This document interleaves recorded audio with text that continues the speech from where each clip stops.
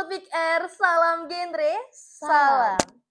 Sobat Big Air, bagaimana masa depan bangsa Indonesia itu digantungkan dengan bagaimana kualitas dari masyarakat-masyarakat serta juga pemuda-pemuda yang ada di dalam satu bangsa itu sendiri. Namun sayangnya nih Sobat Big Air, ternyata pada saat ini banyak sekali permasalahan-permasalahan khususnya yang dialami oleh Gen Z atau secara notabene yaitu adalah generasi yang nantinya akan meneruskan tongkat estafet Indonesia. Hingga Gen Z pernah mengalami yang namanya pemberian suatu gelar yaitu generasi strawberry. Namun di lain sisi juga teman-teman, banyak sekali pihak lainnya yang mengatakan bahwa semisalnya generasi Z itu merupakan suatu generasi yang memiliki permasalahan yang cukup kompleks. Yang dimana menyebutkan generasi Z adalah generasi yang lemah merupakan sebuah istilah untuk mempersingkat permasalahan yang cukup merugikan. Lantas, yang mana yang sebenarnya benar dan mana yang tidak benar? Maka dari itu, teman-teman semuanya, pada kali ini kami sudah mengundang seorang narasumber yang hebat, Kak Juni. Halo Kak. Ya, halo juga. Gimana kabarnya Kak? Astungkara baik. Iya. Boleh kenalan dulu nggak sih? Boleh dong, Oke. boleh dong, Aku silakan. mau kenalan sama moderator dulu teman-teman. Boleh kenalan dulu? Oke, halo semuanya, perkenalkan namaku Anin, nanti juga disebutin nama panjangnya di video. Aku sekarang masih kelas 9, OTW ujian, jadinya mau OTW ke kelas 11 ya? 10, satu SMA ya. Oke, kalau aku sendiri, teman-teman perkenalkan nama aku Nilu Putu Juni Artini. Teman-teman bisa panggil aku bulan ke-6. Iya, bulan Juni. Jadi nama aku Juni dan di sini aku menjabat sebagai Duta Genre Kabupaten Kelungkung Putri 2024. Salam kenal semuanya. Oke, teman-teman. Kak Juni ini kami undang sebagai Duta Genre Kabupaten Kelungkung dan pada kali ini akan maju ke tingkat nasional sebagai Duta Genre Provinsi Bali ya Iya, Kak ya. betul. Wah, keren sekali. Gimana nih Kak, kira-kira boleh dong dijelaskan kesan dan juga pesannya selama mengikuti perdutaan genre sampai ke ajang nasional. Keren sekali loh. Oke, jadi cukup berat ya, karena tanggung jawabnya cukup besar, bukan cukup lagi tapi sangat besar, apalagi sudah dipercayakan dari Kelungkung 2 orang lolos menjadi Duta Genre Provinsi Bali, kita juga nggak nyangka, apalagi pas penganugerahan gelar, dan di sini tantangannya adalah bagaimana cara kita bisa berdampak kepada seluruh, tidak hanya di Kelungkung, tidak hanya di Denpasar, tapi seluruh kabupaten. Dan Astungkara aku, Kesyawa, udah berdampak dan juga sedang mempersiapkan untuk ke nasional, mulai dari PIK binaan, mulai dari program kerja, mulai dari kesiapan diri, kesiapan yang ada materi-materi tentang genre dan lain sebagainya. Tentu ini adalah tantangan yang berat, tapi kita pasti bakal bisa menjalankan, apalagi ada pihak-pihak remaja yang sudah mulai untuk membantu bekerja sama, berkolaborasi dan bersinergi. Itu sih kalau menurut aku kesan dan pesan yang sudah aku alami dan juga bersama Kesyawa gitu. Keren banget ya Kak ya. Susah ya? Kayak nanya. Enggak kok, gampang banget. Tapi sambil nangis gitu. Bercanda. Iya, benar. Ya, langsung ke topik ya Kak ya. Kak Juni, ini kan Indonesia tengah mengalami yang namanya bonus demografi ya. Namun sayangnya banyak sekali generasi Z tersebut yang mengalami permasalahan yang hingga mengalami permasalahan mental dan mendapatkan gelar sebagai Gen Strawberry atau generasi yang lembek. Kira-kira menurut kakak gimana sih? Oke, tentang Gen Z yang dicap itu ya sebagai generasi lembek. Sebelumnya teman-teman pasti udah paham ya apa itu mental health. Betul. Dimana di sini sekarang isunya benar-benar sangat tinggi dan diangkat. Apalagi tentang Gen Z yang strawberry gitu. Strawberry sih apa itu? Kak Juni itu apa? Mungkin teman-teman udah nggak asing, udah sering lewat FYP, mau di sosial media, mau di berita dan lain sebagainya. Generasi strawberry adalah dimana cap buruk atau stereotype. Stereotype itu artinya pelabelan buruk kepada seseorang ataupun kepada oknum gitu. Jadi di sini kenapa Gen Z disebut dengan generasi strawberry? Sekarang generasi strawberry itu lebih banyak yang namanya mengungkapkan atau speak up tentang permasalahan mental. Contohnya, semisalnya mereka bekerja di suatu perusahaan dan mereka tidak nyaman, mereka akan speak up, beda dengan generasi sebelumnya. Hal inilah yang menyebabkan kita disebut dengan generasi yang lembek, karena dikit-dikit ngeluh, dikit-dikit speak up, dikit-dikit bla bla bla bla gitu. Padahal menurut aku pribadi itu bukan sebuah sebutan untuk generasi yang lembek, karena sebenarnya dahulu pada zaman sebelum generasi Z itu ada baby boomer dan lain sebagainya, XY itu udah ada, cuman mereka nggak bisa speak up karena memang didikannya itu militer. Kalau speak up kena cepet gitu kan biasanya, Benar, atau benar, kena benar. cubit dan lain sebagainya. Jadi kena ke fisik atau nggak kena omongan. Dan sekarang kita udah lebih berani untuk speak up. Ini bukan sebuah kekurangan tapi sebuah kelebihan. Karena ibaratkan dulu kita dijajah dan kita tidak bisa speak up, terus sekarang kita udah bisa untuk speak up untuk memberikan pendapat bahwa kita tidak nyaman ketika mendapatkan suatu tekanan, ketika tidak nyaman dalam suatu tempat. Karena hal inilah yang bisa berdampak untuk kesehatan mental. Bisa jadi kita menjadi stres, yang ada menyakiti diri, dan juga hal yang paling buruk adalah mengakhiri hidup sendiri. Itu sih kalau menurut aku, Anin. Oke, benar ya. Sebenarnya bagaimana kualitas dari suatu generasi itu dipengaruhi oleh bagaimana didikan mereka ya. Iya, betul. Nah, Kak, kan ada nih eh, Gen Z yang sudah mulai melek akan speak up terkait tentang beberapa permasalahan. Kira-kira menurut Kakak, jika misalnya kacamata kita melihat pada bidang-bidang yang buruk seperti banyak orang yang mengatakan bahwa misalnya generasi Z juga generasi yang cukup lemah dikarenakan sedikit-sedikit tersinggung gitu. Kira-kira menurut Kakak itu jika misalnya Gen Z tersebut secara terus-menerus seperti itu, menurut Kakak gimana sih dampaknya? Oke, ini sebenarnya berat ya pertanyaannya, karena kalau salah menjawab atau salah memberikan pendapat itu agak riskan dan banyak yang tersinggung. Betul, Contohnya ini betul. kayak ini ya. Tapi ini kan opini pribadi. Jadi menurutku sendiri, kalau kita terlalu over dan bukannya untuk mengimprove, itu yang salah. Jadi kayak kita udah ngeluh terus dikit-dikit tersinggung karena diberikan kritik dan saran. Bedakan yang namanya kritik dan juga bedakan yang namanya kita diomongin gitu. Jadi di sini poin pentingnya adalah gimana kita mengelola emosi, stres, dan juga mengelola apa yang masuk di pikiran kita. Dan disinilah pentingnya adanya genre gitu. Jadi kita dari kecil, dari remaja ini sudah diajarkan di modul tentang kita, upgrade maksudnya. Di sana ada 10 life skill dan salah satunya adalah berpikir kreatif dan kritis sama mengelola emosi. Jadi disinilah peran pentingnya dan kita bisa lebih belajar untuk mengelola emosi agar tidak cepat tersinggung. Kita bisa berpikir kreatif dan kritis ketika ada suatu masukan, ih Juni ini jadi duta terlalu jamet gitu misalnya. Saya pilah-pilah dulu nih Bapak Ibu, Kakak-kakak, aku pilah-pilah dulu. Bener nggak sih aku jamet gitu? Nanti kalau aku lihat, oh ya aku jamet, aku bakal improve lagi. Rubah jametku menjadi lebih estetik, tapi tetap jamet gitu.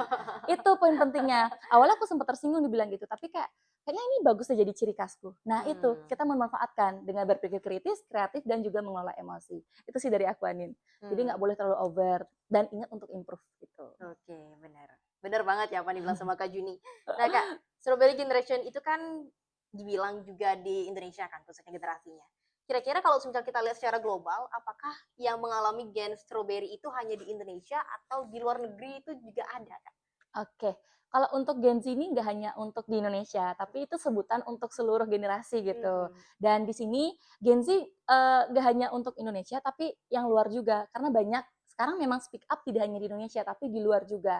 Dan juga memang lebih banyak di luar, lebih dahulu daripada di Indonesia. Jujur, karena banyak banget insight yang masuk dari TikTok ya, teman-teman udah nggak asing lagi. Mereka dimana kalau emang udah nggak nyaman ya udah resign. Kalau udah nggak suka, ya udah langsung to the point, aku lo nggak suka diginiin gitu. Makanya sekarang kalau dibilang kebarat-baratan, enggak, kita mengadaptasi dan juga mengimprovisasi dan mengadaptasi hal tersebut agar bisa menjadi sebuah hal yang bermanfaat untuk di Indonesia gitu sih menurut aku. Jadi memang nggak hanya untuk Indonesia tapi untuk seluruh dunia gitu. Berarti mau sebenarnya generasi strawberry ini merupakan suatu generasi yang dicakup secara global berarti ya. Global. Memang pastinya karena sifat dari seorang generasi tersebut yang memang merupakan orang yang cukup riskan terhadap beberapa permasalahan.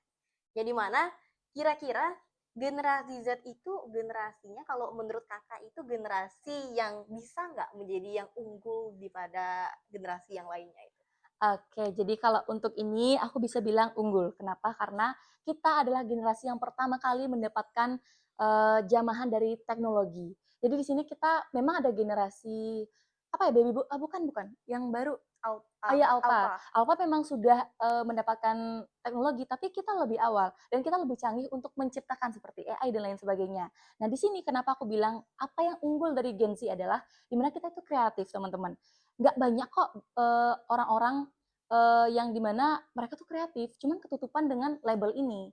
Jadi hal yang kita bisa lakukan adalah melihat potensi dari orang tersebut. Jadi potensinya adalah di mana yang pertama, waktu aku live nih, waktu live challenge tuh, di mana kita membahas tentang generasi strawberry juga. Apa sih kelebihan dari generasi strawberry atau Gen Z ini? Di mana kita pertama sudah mendapatkan teknologi terlebih dahulu. Yang kedua kita lebih kreatif. Yang ketiga kita sudah berani speak up. Yang keempat, disinilah kita belajar untuk beradaptasi dengan yang namanya perubahan antara gen sebelumnya dan gen selanjutnya. Di sini kita berada di tengah-tengah antara generasi yang pernah dimarah-marahi atau pernah dituntut ini itu, sedangkan kita belajar untuk speak up dan tidak menurunkan kepada generasi setelah ini. Jadi kita belajar untuk tidak memperpanjang tangankan trauma-trauma terdahulu gitu.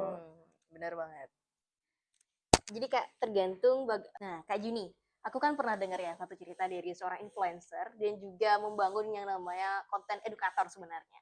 Dia pernah bercerita kalau semisalnya dia itu memberikan suatu challenge kepada anaknya yang notabene generasi Z. Itu challenge-nya adalah membuat sebuah film. Dan ternyata yang menang itu adalah anaknya dengan durasi waktu pembuatan naskah 5 menit, sedangkan ayahnya hanya bisa membuat naskah selama 5 hari. Jadi mana banyak banget yang bilang kalau misalnya anak itu menggunakan ChatGPT adalah suatu hal yang salah dan itu bentuk dari kecurangan.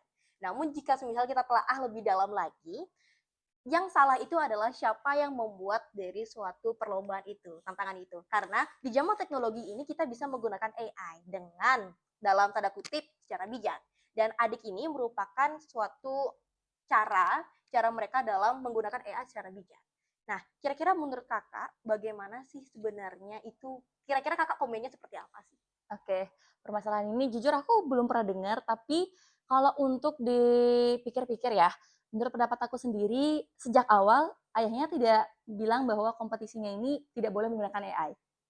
Jadi bisa dibilang anaknya kreatif ya. Karena aku bilang kan, Gen Z itu kreatif. Nah, ini dia memanfaatkan teknologi untuk memudahkan pekerjaan. Tapi kurangnya adalah menurut aku sendiri, di sana harusnya naskahnya dimodif. Kenapa? Biar tidak pure dari teknologi. Jadi ada pemikiran kita karena terlalu sering menggunakan teknologi, terlalu sering menggunakan hal-hal yang mudah. Jadi ketika kita mendapatkan suatu hal yang susah, akan sulit gitu untuk menjalankannya. Dan sedangkan ketika bapaknya sudah terbiasa untuk membuat naskah lama dan juga menggunakan ide kreatifnya, itulah perbedaannya antara generasi sebelumnya dengan Gen Z. Jadi Gen Z itu kreatif untuk memanfaatkan teknologi dan Gen sebelumnya itu memanfaatkan otaknya sendiri gitu. Jadi di sini kita sebagai Gen Z memang benar harus bisa memanfaatkan teknologi, tapi tidak boleh melupakan bahwa kita harus menggunakan otak kita juga. Jadi itu dimodifikasi, dikolaborasikan. Kamu mencari AI, tapi kamu juga memodif naskah tersebut. Karena ketika kita mencari AI dengan banyaknya orang seperti ini, pasti ada kemungkinan sama, percis. Dan banyak juga yang lewat di FYP bahwa nggak 100% valid gitu. Takutnya kan kelihatan banget kalau itu copy dan lain sebagainya. Jadi kalau untuk komentar aku sih nggak masalah untuk mempergunakan teknologi dan juga ketika mengadakan perlombaan memang harus benar menyesuaikan yang namanya teknis dan juknisnya. Tidak boleh ini itu agar tidak menjadi pro kontra gitu. Dan seharusnya memang tidak disalahkan anaknya. Tapi kalau dari segi kreatif dan juga pikiran sebaiknya anaknya itu memodifikasi naskah tersebut agar nanti dia bisa memanfaatkan pikirannya juga, ide kreatifnya, selain kreatif untuk mencari teknologi gitu kalau dari aku Anin. Dan yang pasti ini menuai pro kontra teman-teman. Kalau kita Gen Z pasti mendukung, nggak hanya Gen Z tapi ada yang mendukung juga sepuh-sepuh gitu, karena memanfaatkan teknologi nggak ada salahnya gitu. Cuman ya teknisnya yang dibenerin lagi dan juga memanfaatkan otak gitu sih. Benar-benar. Jadi sebenarnya yang bermasalah di sini bukanlah bagaimana dari anak-anaknya itu yang menggunakan AI sebagai jalur jalan pintasnya. Namun bagaimana kita dalam berpikir kritis dan juga kreatif terkait tentang perkembangan zaman ini. Yang tentunya kalau misalnya kita ketinggalan sebentar aja terkait tentang teknologi, kita akan ketinggalan selamanya. Jadi bakal susah mempelajari suatu teknologi. Apalagi saat ini kan zaman teknologi ya. Teknologi itu berkembang secara pesat sekali. Maka dari itu, penting sekali kontribusi antara gen-gen sebelumnya dan juga Gen Z atau generasi saat ini untuk menyesuaikan dengan perkembangan zaman agar permasalahan-permasalahan tersebut tidak hanya berputar di situ-situ aja. Dan kita juga harus dapat melaksanakan suatu kontribusi yang cukup relevan dengan perkembangan zaman ini. Iya betul banget. Aku izin nambahin ya. Jadi kan karena memang teknologi itu pisau bermata dua teman-teman, bahaya banget. Di satu sisi bisa positif, tapi di satu sisi lain bisa negatif. Cuman Benar. memang lebih gampang FYP itu yang negatif, itu Benar, berat banget. benar. Apalagi kita sebagai duta kayak waktu ini yang kasus kemarin itu aja cepet banget Iya, heeh. FYP-nya daripada konten edukasi.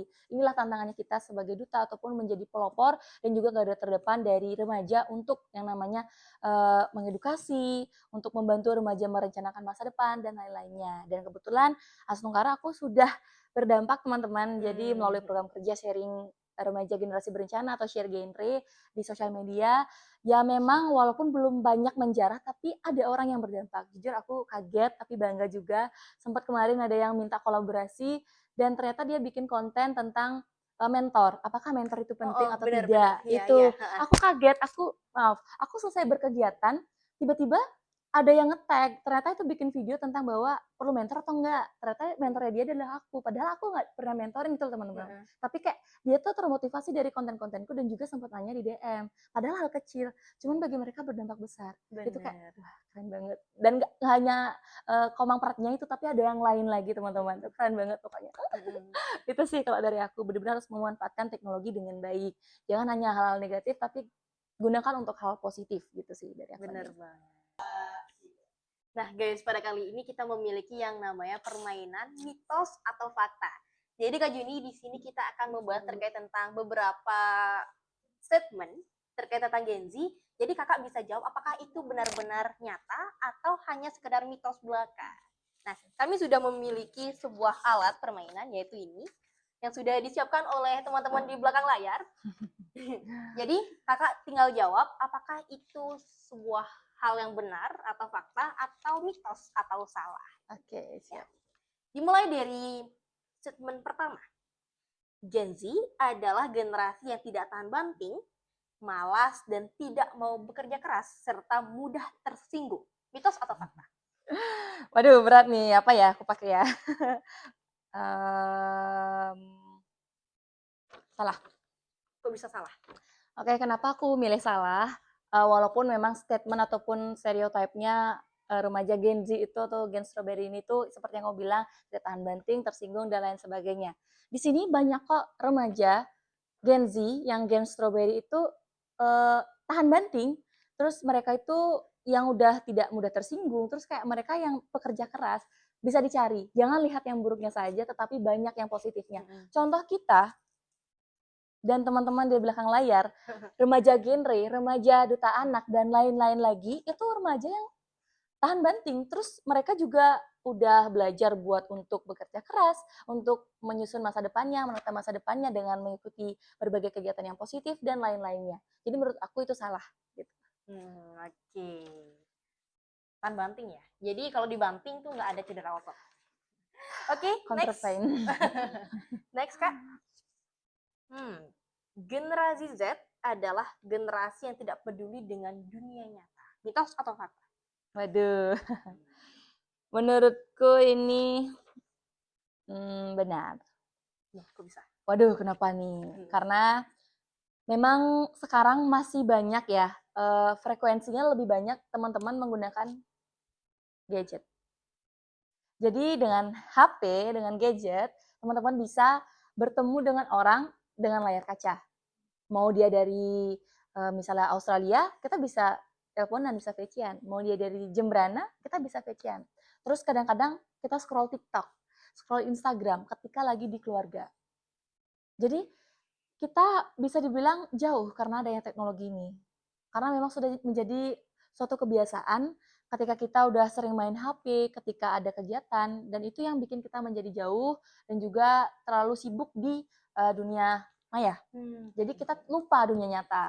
Tapi balik lagi di sini, kenapa ini bisa aku bilang salah karena itu membuat kita tidak bisa bersosialisasi dan juga membuat kita lebih jauh dari orang terdekat kita dan lebih dekat dengan orang jauh kita. Gitu. Cuman ini bisa ditanggulangi dengan kesadaran diri sendiri. Gitu. Aku sering banget dah keliling kayak ngasih tahu ini itu. Cuman balik ke merekanya sendiri. Sama kayak apa ya? Batu ditetesin air. Kalau kita terus kasih omongan, tapi kalau memang perlu waktu yang lama kan susah. Dan juga kalau memang kita terus mengasih dorongan tapi mereka tidak mau terdorong, itu benar-benar susah banget. Kecuali mereka yang mau sadar. Gitu Anin. Benar banget. Selanjutnya yang terakhir Kak, Gen Z adalah generasi yang malas dan tidak mau bekerja keras.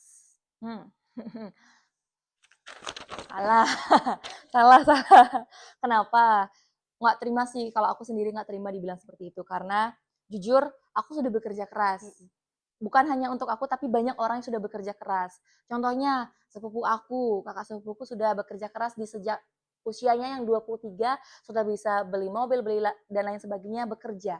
Aku sudah bekerja keras untuk menjadi duta genre, untuk menjadi orang yang sukses di keluarga aku yang tidak, di mana orang tuaku tidak sekolah, hanya sampai SMP dan SMA aja, jadi tidak kuliah. Dan di sini aku mau menaikkan derajat tersebut. Sama kamu juga berjuang di Duta Anak. Sama teman-teman semua di Pick Air, Puji Warapsari, ikut lomba, dimana untuk memperjuangkan tidak hanya untuk anggota, tapi untuk kabupaten, ke provinsi gitu teman-teman.